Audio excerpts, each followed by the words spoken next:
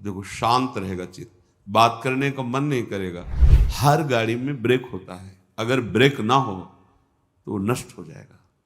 आपकी जीवन गाड़ी में संयम रूपी ब्रेक होनी चाहिए। आप ब्रेक को भूले हुए हैं। संयम रूपी ब्रेक ही नहीं है। जो मनाया बोल रहे, जो मनाया खा रहे, जो मनाया देखा है, जहां मनाया खड़े हैं, जैसा मनाया व्यवहार कर, नहीं, ये उपासक का लक्षण नहीं है। आप इस शरीर का राग पुष्ट कर रहे हो। शरीर का राग पुष्ट होगा तो वासनाओं की धूम मचेगी, वासनाओं के वशीभूत होकर आचरण करोगे, दुर्गति हो जाएगी।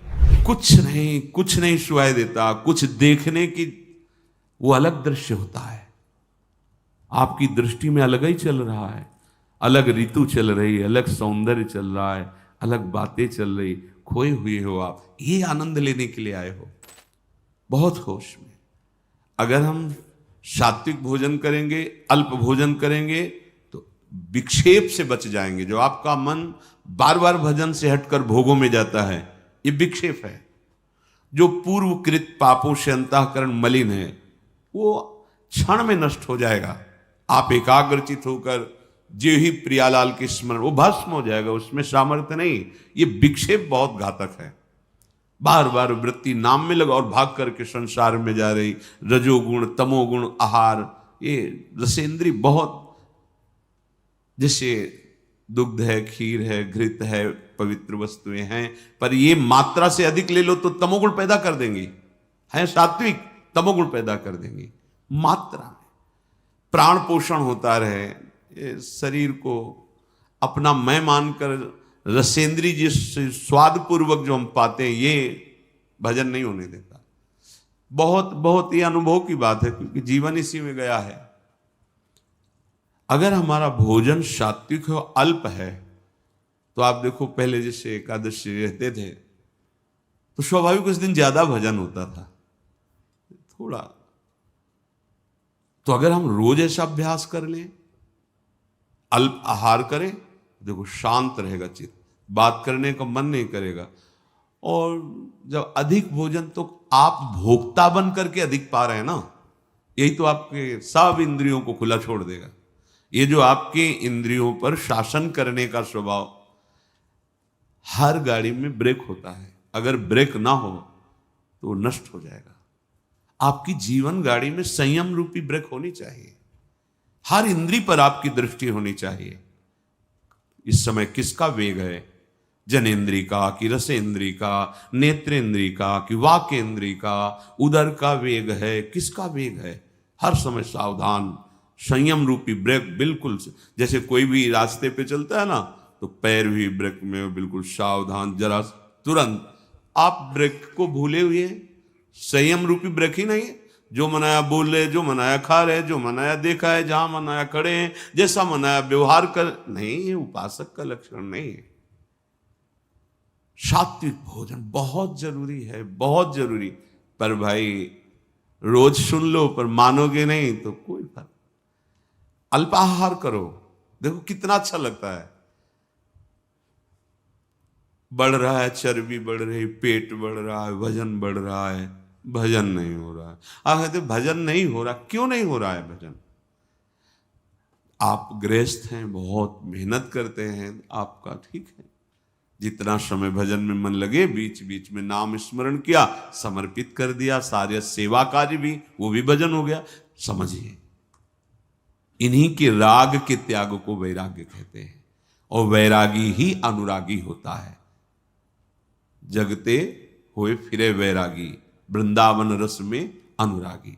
जब तक ये जग का मतलब हम बाहर देखने लगते हैं, यही है जग, इससे राग छोड़ो, सबसे छूट जाएगा। मूल यही है। इंद्रियों के राग, मन के राग, शरीर के राग, इसको समझो, अध्यात्म को समझो। भूल मत करो, भूल मत करो। इसको सजाने का मतलब है बंधन दृढ़ कर रहे हो, समझो।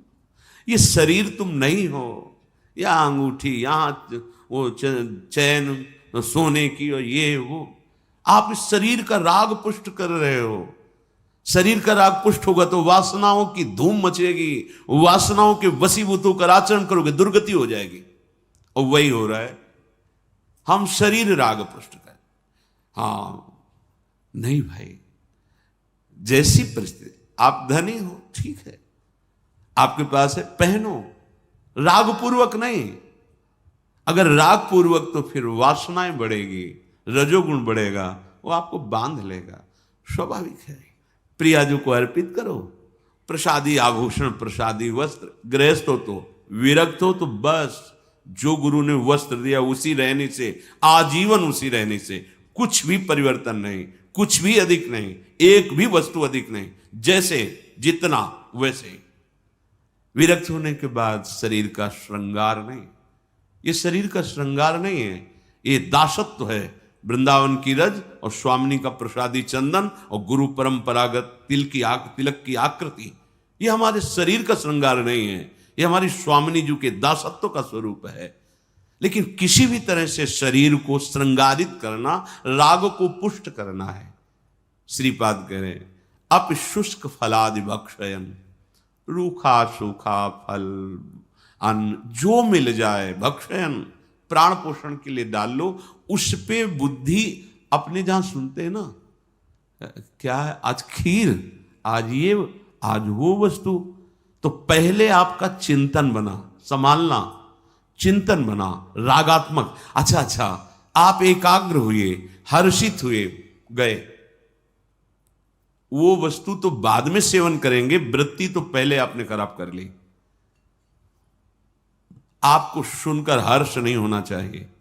अगर भगवत प्राप्ति करनी है तो प्रियाजू का प्रसाद है, बस इतनी बुद्धि रखनी।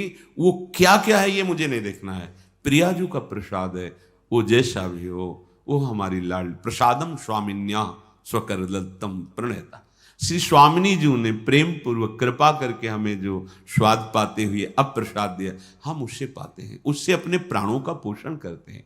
नाम वाणी से स्वरूप का पोषण होता है और प्रगट प्रसाद से देह का पोषण हो रहा है।